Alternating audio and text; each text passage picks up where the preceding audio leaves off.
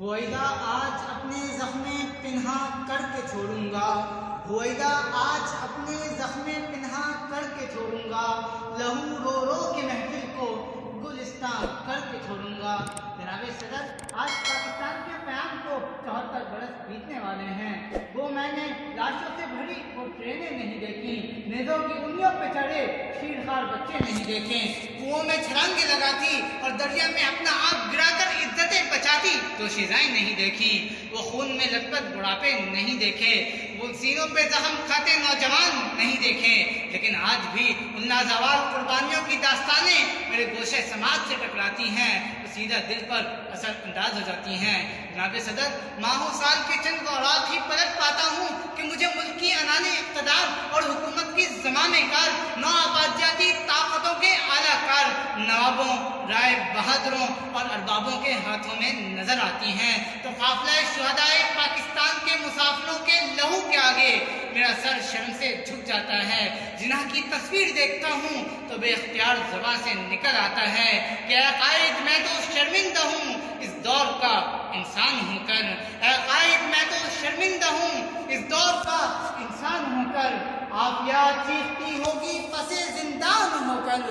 عافیہ چیختی ہوگی پس زندان ہو کر، بیٹیاں رہ گئیں بے دامن و دامان ہو کر، لفظ نکلے میرے نطق سے نالاں ہو کر، لفظ نکلے میرے نطق سے نالاں ہو کر، اتنا شرمندہ ہوں اس دور کا انسان ہو کر۔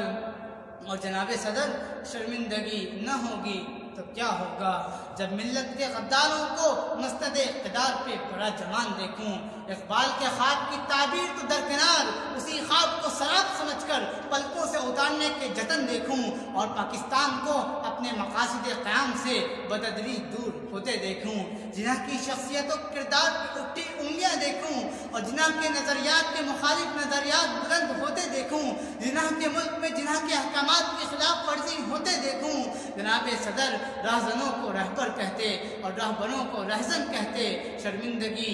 نہ ہوگی تو کیا ہوگا؟ صدر علی وقار، اپنے مشرقی بازو کو خود سے جدا ہوتے دیکھوں، وحدت اسلامی کو لسانیت کے پرچارکوں کے ہاتھوں پارا پارا ہوتے دیکھوں، اور اہل اسلام کو محدود گروہی وابستگیوں پہ تفاخر کرتے دیکھوں۔ صدر علی وقار، ایک بازو پہ اڑتے ہوئے شاہین اقبال کو شرمندگی نہ ہوگی تو کیا ہوگا؟ صدر علی وقار،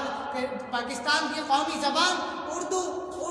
اور صرف اردو ہوگی کہ صدائے دل نواز بلند ہو، اور ایک جانب ہنوز منتظر نفاذ کھڑی اردو نظر آئے، اور دوسری طرف اہل حکم اپنی پدری زبان انگریزی کی دل و جان سے حفاظت کرتے جائیں۔ صدر علی وقار، کشمیر پاکستان کی شہرگ ہے تو فرمانے قائد سنو، اور کشمیریوں کی داد رسی کے لیے محض اخلاقی، غیر عسکری اور سیاسی اور سفارتی حمایت کا گھسا پٹا بیان نشر کیا جائے۔ جناب صدر، قائد اعظم کو شاطر انگریزوں اور عیار ہندوؤں کے گٹ جوڑ سے تنہا مقابلہ کرتے دیکھوں، اور دشمن کی چالوں کو دشمن کے منہ پہ مارتے دیکھوں، اور موجودہ حکمرانوں کو حکمت مغرب کے آگے ایمان کی چنگاری سے خالی راکھ کا ڈھیر ثابت ہوتے دیکھوں۔ جناب صدر، غاصبوں کے عاشقوں کی محفل میں بیٹھے شرمندگی نہ ہوگی تو کیا ہوگا؟ دیواروں میں سہمے بیٹھے ہیں کیا خوب ملی آزادی، دیواروں میں سہمے بیٹھے ہیں کیا خوب ملی آزادی، اپنوں نے بہایا خون اپنا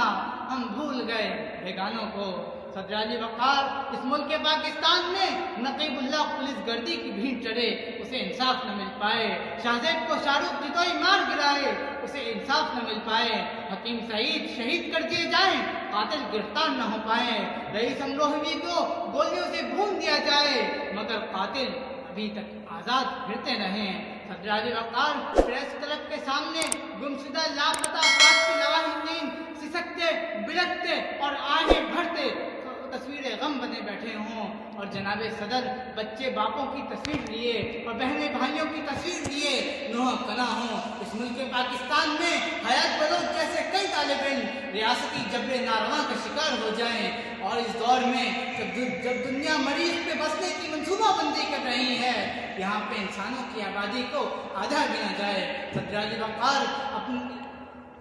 इस बेरहम माशरे में रहते हुए शर्मिंदगी न होगी तो क्या होगा। जनाब सदर तालीमी इदारों से तारीख से बेबहना, तहजीब से नाआशना और तमद्दुन से बेजार नौजवानों को देखूं, अपने हम असरों को देखूं, अपने हम उम्रों को देखूं जिनकी शख्सियत से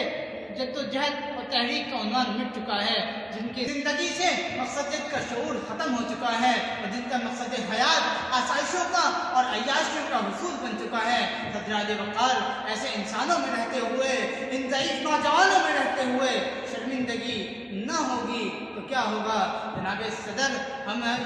मैं ये कहने में हक बजानिब हूँ कि ऐ क़ाइद हम शर्मिंदा हैं, इस मुल्क को तेरे उसूलों पे चला सकते नहीं। ऐ क़ाइद हम शर्मिंदा हैं, तेरी नज़रों से नज़रें मिला सकते नहीं। ऐ क़ाइद हम शर्मिंदा हैं, अपना न सके अंदाज़ तेरा। ऐ क़ाइद हम शर्मिंदा हैं, अपना न सके अंदाज़ तेरा। वो कौम होई बेबाल पर बनना था